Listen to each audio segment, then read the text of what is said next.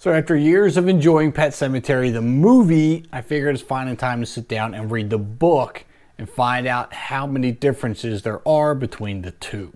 Now for me, this was a pretty easy read because I absolutely love the movie, and I was surprised to find out that although there were differences, those differences weren't as drastic as that of Jurassic Park.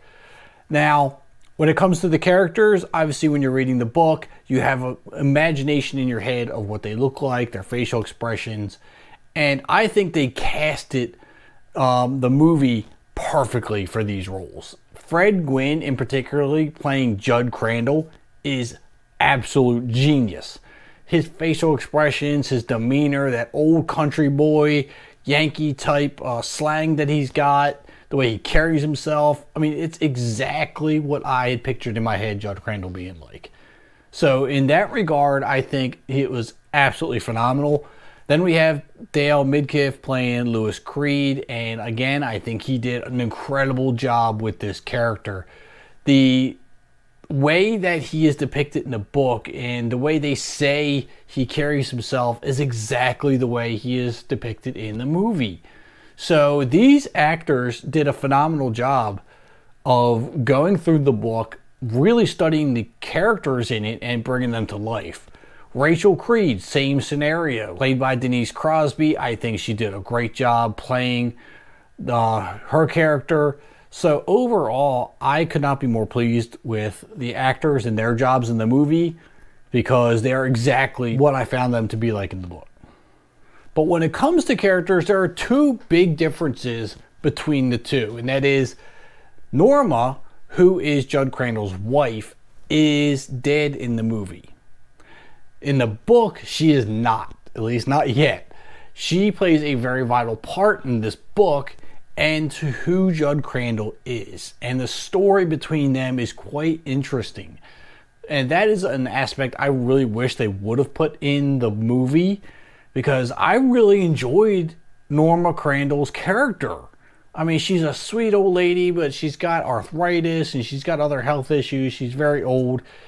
And the love that Judd Crandall has for her, and then the way that Lewis Creed tries to help her out as a doctor and try to re-diagnose some of her stuff that her doctor might be overlooking, or maybe he's not. He wants to get a second opinion. This character, I'm quite shocked wasn't in the movie, because she played a pretty big role and I did enjoy her character. But when it comes to the movie, there's a character in there that wasn't in the book at all. And that was Missy, the housemaid. She was the housemaid for the Creed family. She did laundry and cleaned up and all this other stuff. But she almost took the role of Norma Crandall.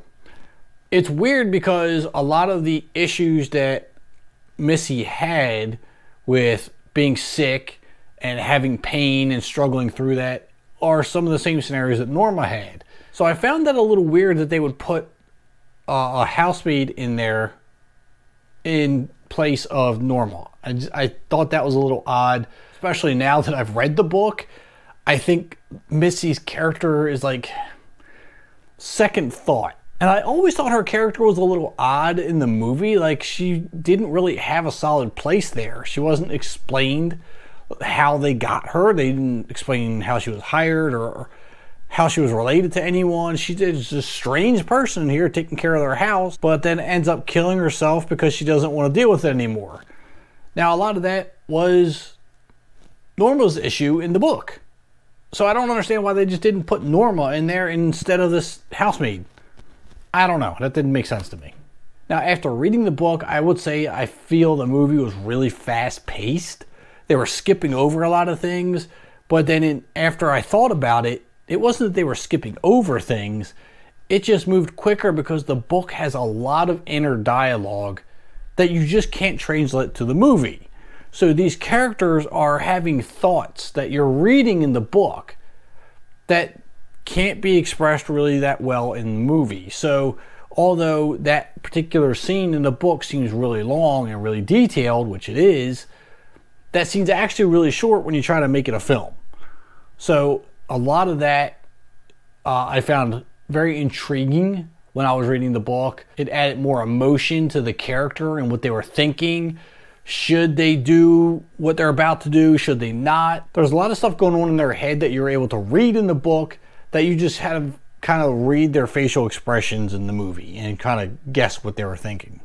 There was an awful lot of that going on with Lewis and Judd, but there was a lot of it with Rachel Creed as well, especially when it came to her sister Zelda and her death, because that was something that she experienced when she was, I think, 8 years old. It traumatized her even now as an adult. And when you see it in the movie, it's just this bag of bones with skin hanging off, this decrepit creature, monstrous, thing of a woman that's, terrifying this 8-year-old child.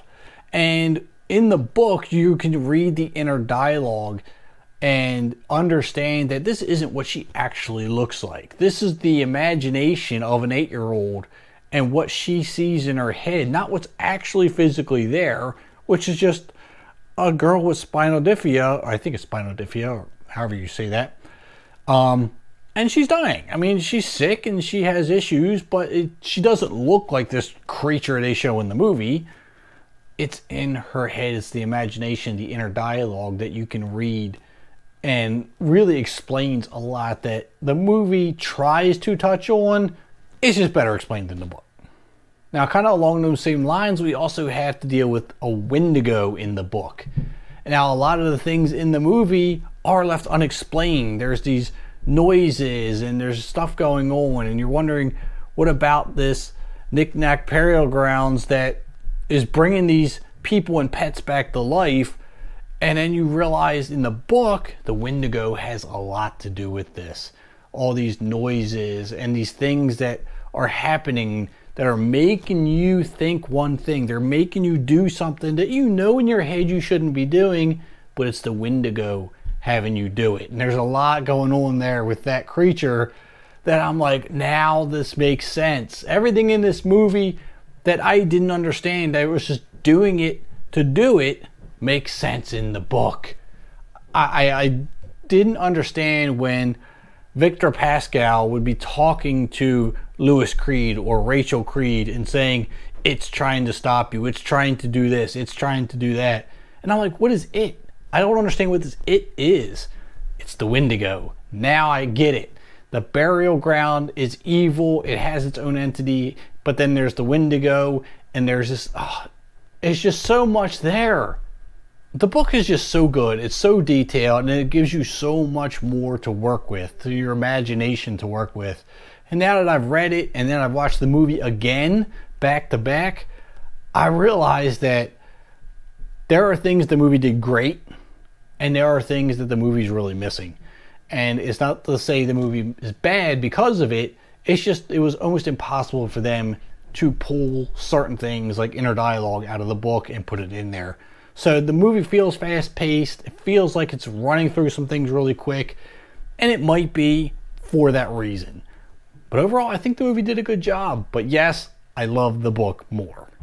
Now, if there's something I missed in all of this, or you got something out of the book differently than I did, I want you to put it down in the comments. Let me know what your thoughts are. Hit that like button and subscribe button on your way out, and I'll see you at the concession stands.